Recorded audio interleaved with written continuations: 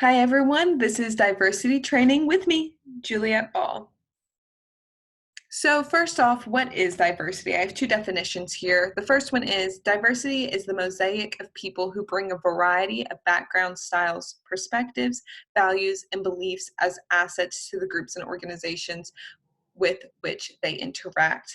Another definition I have is differences in racial and ethnic, socioeconomic, geographic, and academic/professional backgrounds. We're basically just saying that everybody's different and they have different qualities that they can bring to the table. So I have a short video that I found that basically shows a diversity form in the workplace and some negative consequences that can come from it. Oh, thank you. Only $1,273 after taxes. God. Wait, you make $1,273? Yeah, what do you make? 78% of that? But that's so weird because we have the same job. That's not fair. Unless.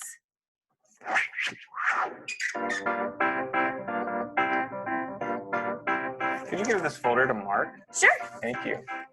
Hey, can you give this folder to Mark? Oh, Mark's right there. I know.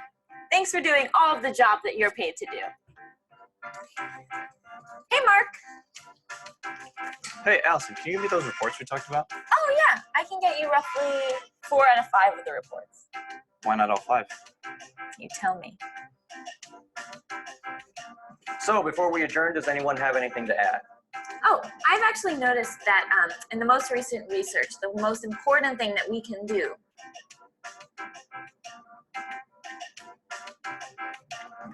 Allison, you didn't finish your sentence.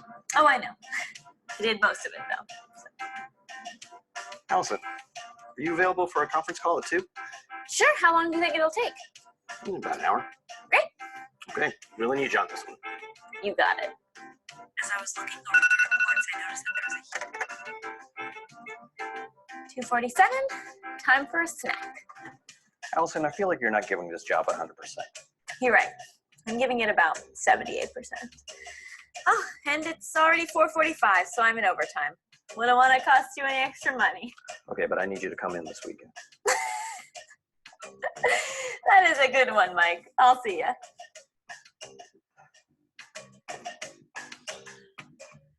So basically this video is showing you that her diverse part of her workplace was that she was the only female in the office, and it shows that when you discriminate against something like gender, then negative things can happen. Her work ethic was cut down by whatever 100% minus 78% is. So then we have, why would diversity benefit us? Why should we have a diverse workforce? Multiple perspectives. This will help because it brings in different ideas from people that are different from you. It boosts employee morale. When you have people that are around you that are different, you learn more about different people, and it just makes everybody happier. Then you have fewer lawsuits and complaints on your hands. This one's kind of obvious. When you discriminate against people, people are going to be upset about it. Creativity and productivity increases. So this goes back to the first one. When you have different ideas and you have different types of minds working on things, things start to be more creative and more productive because everybody's not thinking the same way that you are. More customers are reached. This way, instead of just knowing what somebody similar to you wants, having a diverse workforce helps you reach more customers because they can help you reach people that aren't the same as you. Then you can have an improved understanding of those who you work for, with, and around. So what are some factors that cause differences between groups? These are the most obvious forms of diversity that we see in the workplace. So cultural heritage, language, religion, gender, age, and disability. There's of course many more, but these are the most common that we see.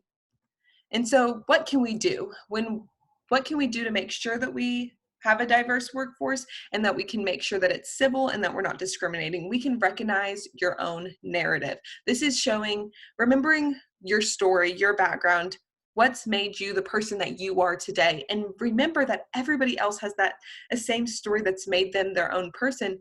So you just recognize that. And then examine your prejudices, assumptions, and stereotypes. Make sure you know what your biases are before going into something so you can improve them.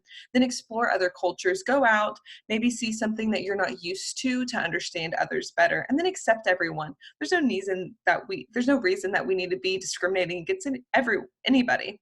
And then avoid stereotypical humor. I know in the past, some people, especially when you watch shows like The Office, they make a lot of stereotypical jokes and it's funny. That's not okay.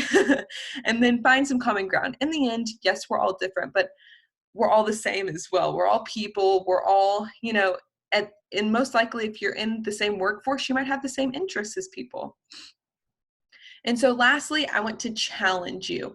I want to challenge you to go out and do something that you've never done before. Go to a restaurant and eat food that you've never tried. Go to a concert with maybe music from a different country. Do something that you have never done before that's a diversity form that you're not comfortable with, or maybe that you're comfortable with, you've just never experienced before.